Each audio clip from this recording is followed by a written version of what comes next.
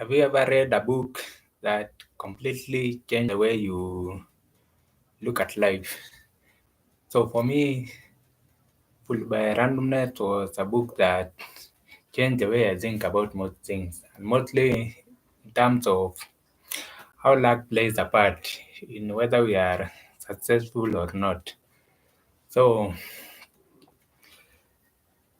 what the book talks about is that it talks about two things. So on the first thing is that it talks about randomness. So randomness is whereby it is just like pure luck, and then on the other side you have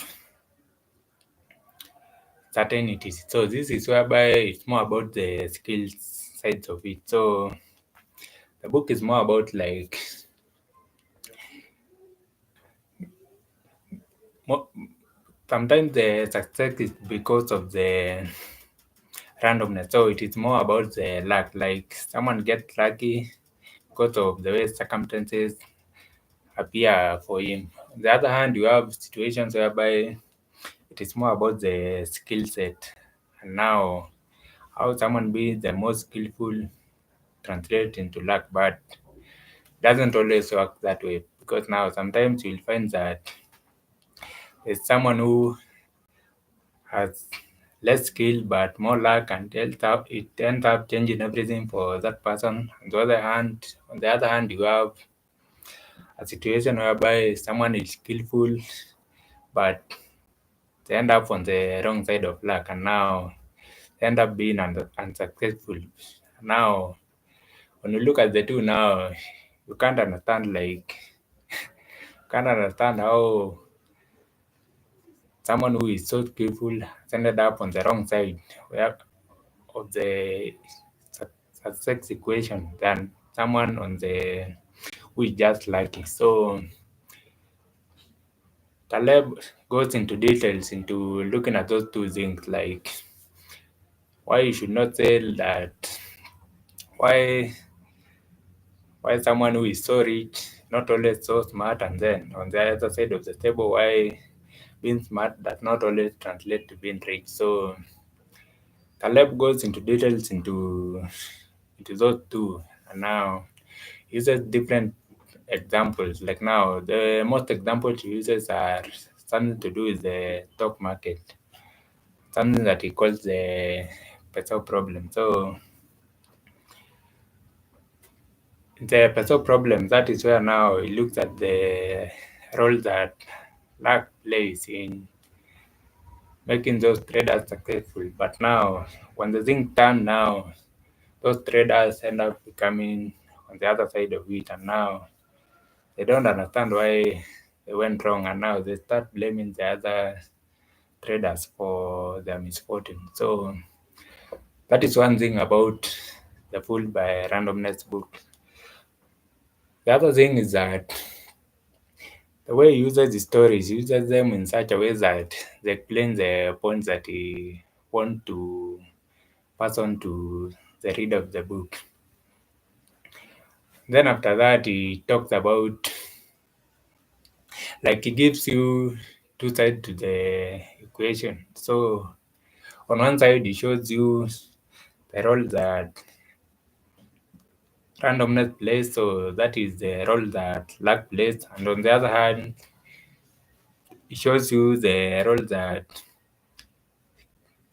certainty plays. So this is in terms of skill. So it gives you both sides of the equation so that you can look at both sides of it, and now you can come to your own conclusion. So what he does is that he does not even, sometimes he gives the recommendations of or the suggestion, but most of the time it just gives you both side of the situation, and then now it lets you to decide for yourself, like what was determined by luck, and on the other hand what was determined by randomness.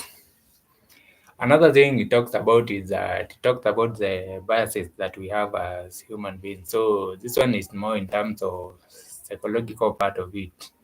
So in terms of investing, in terms of trading, and also in terms of business, and also the personal life to the aspect of it that deals with the psychological part and emotion. So he talked about this bias. So for example, he talked about the survivorship bias. So this is whereby he talked about this book called The Millionaire Next Door, and now he explains that the book doesn't have a good basis for it because now it only looks at the winners. So it only looks at people who manage to get rich, but on the other hand, it doesn't consider the other side of the people who, yes, they did the things that the people who became rich, but they ended up accumulating the wrong things. So this is one example to show up that sometimes in life you should not just look at the winners, but you should also look at the losers.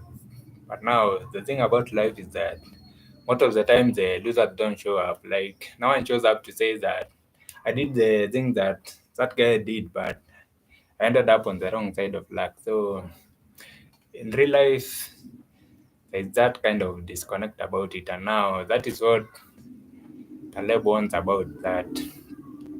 If you find yourself in a situation whereby you can only see the winners, and now you cannot see the losers, now you have to be very careful with the conclusion you draw from the data that is presenting the winners. So that is the other thing about it. And now finally he talks about like what he considers to the kind of randomness.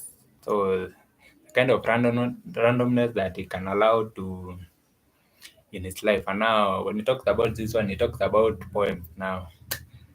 And now when he talks about poems, he says that poems don't have this situation. So poems may have a literary issue to them, like cannot know whether the idea presented is the truth or not, but it's okay with being fooled with the point because now at the end of the day, just end up as literally, and now that end up affecting the other areas of his life that he looked at them as more concrete. So that's the thing about him that he recommends you to be fooled by randomness, but only randomness that will not have a huge impact on your life if things go the other way. If things don't turn out as you expect them as you expected them to turn out. So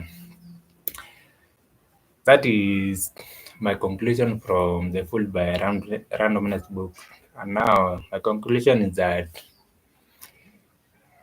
before making a conclusion, you should always look at both sides of the situation. Like you should look out for the winners in that situation, and also you should also find a way to bring the losers in so that you can see both sides of the situation, and now you don't end up making a decision based on just one side of the story. So it's more about knowing the danger of one story and now making sure that every time we always have at least two stories. So the good side of it and also the bad side of it. On the other hand, it's about knowing what you will allow to fool you. So this is more about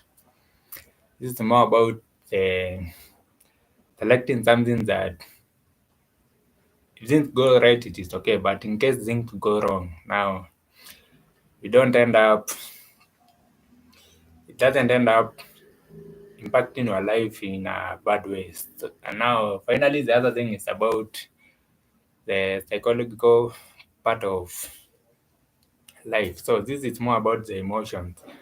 Now, this one is more about knowing that we are emotion-driven people. And now, when you know that, you realize that emotions will play a very big role in how you'll be making decisions and in how you'll be looking at the world. So you have to realize that, and now when you realize that now, you don't end up in a situation whereby you are kind of fighting your mind, but now you end up in a situation whereby you are using your emotions as signals to what is going on in your body. And now, when you use your emotions as a signal, now you are in a position to make better decisions in your life. So that is all for today, and I'll see you in the next session. So bye bye.